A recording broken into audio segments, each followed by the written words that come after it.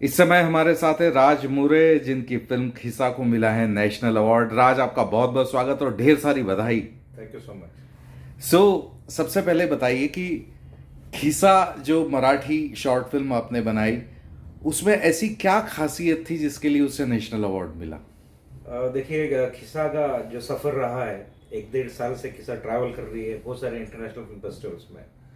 Dolphin में world premiere मिलने के बाद और बाद में तुर्की में इस्तंबुल में उसे 2 अवार्ड मिले, बेस्ट फिल्म और बेस्ट स्क्रीन प्ले के लिए। और बहुत सारे ऐसे फेस्टिवल्स रहे कि डल्फिन के बाद अभी 2021 के गाला में भी उसको एंट्री मिली। और डोरेमा फिल्म फेस्टिवल हो गया यूएसए का, और बर्लिन, बहुत सारे फेस्टिवल में। लेकिन ऐसा लगा कि हमारा सब्जेक्ट है, यहाँ की बात है, यहाँ मिट्टी की बात है, खिसा।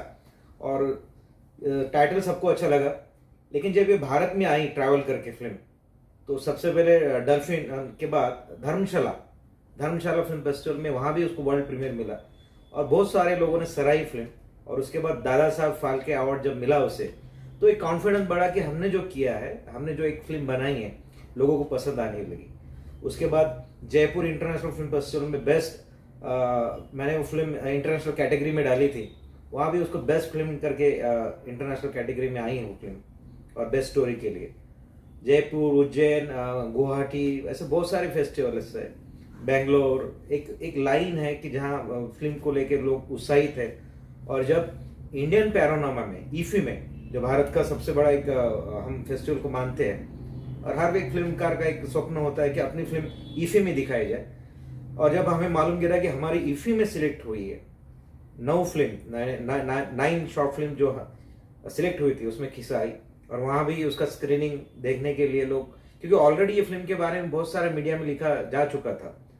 और अभी अभी जो आपने बताया कि 3 4 दिन पहले 67 नेशनल फिल्म अवार्ड की जो घोषणा हुई, और उसमें बेस्ट डेब्यूटेंट डायरेक्टर करके खिसा को जो मुझे अवार्ड मिला, एक आश्चर्य लगा। और लगा था कि अवार्ड मिल सकता है, लेकिन डेब्यूटेंट मिलने के बाद बहुत सारा एक उत्साह, और मुझे भी और मेरी टीम को भी एक बहुत सारा उत्साह है और खुशी इस बात की कि पहली बार पहली फिल्म की और पहली बार ही इतना बड़ा अवार्ड है।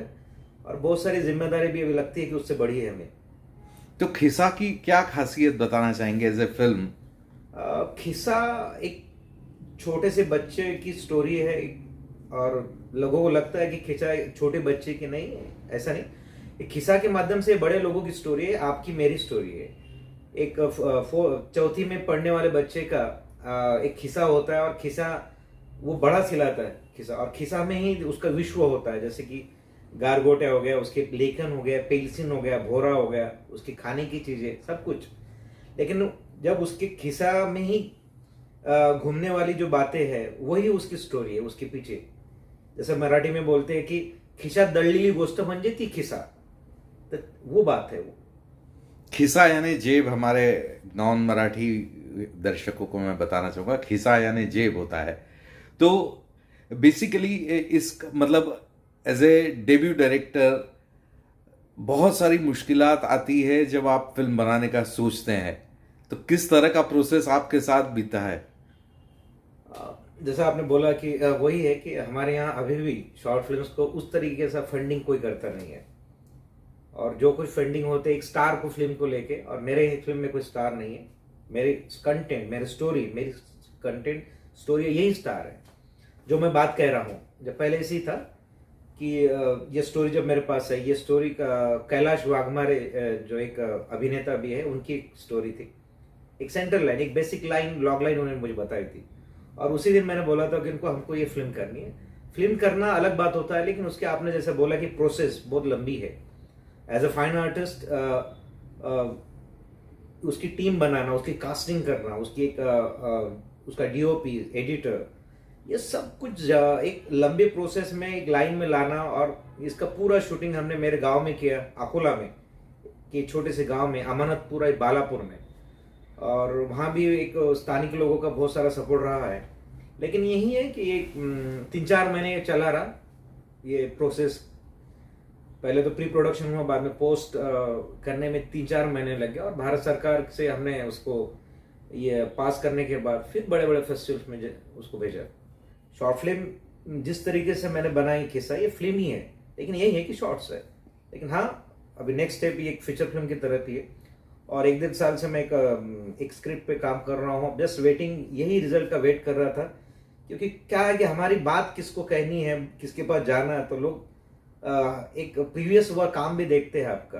तो आशा करता हूँ कि अभी जो नया काम है मेरा, लोगों को पसंद आएगा, और जल्दी ही आपको ये फीचर फिल्म दिखेगी पर्दे पे। तो राज, इस पूरे प्रोसेस में कौन लोग थे जो आपसे जुड़े, वो टीम कैसे बनी? सबसे पहले इस फिल्म में जो मेरा एडिटर है संतोष मैथानी, वो मेरे साथ कोई प्रोड्यूसर भी है, क्योंकि हर किसी को मैंने सब लोगों को जोड़ा इसके अंदर।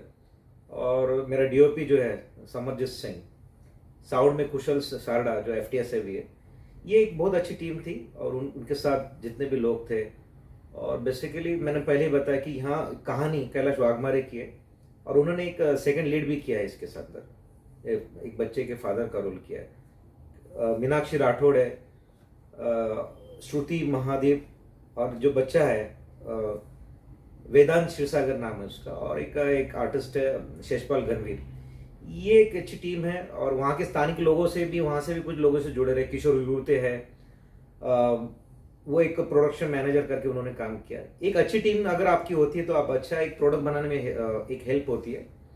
और फैमिली का सपोर्ट अगर आप पूछोगे तो इस जर्नी में, जैसे कि आपको मालूम है कि फाइन आर्ट्स में हरदम एक स्ट्रगल होता है, और बिना फैमिली का सपोर्ट आप कुछ नहीं कर पाते हो।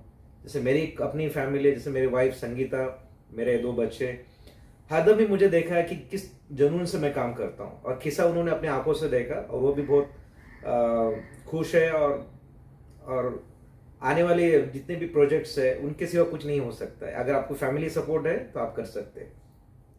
बिल्कुल सही बात है। Thank you. Thank you.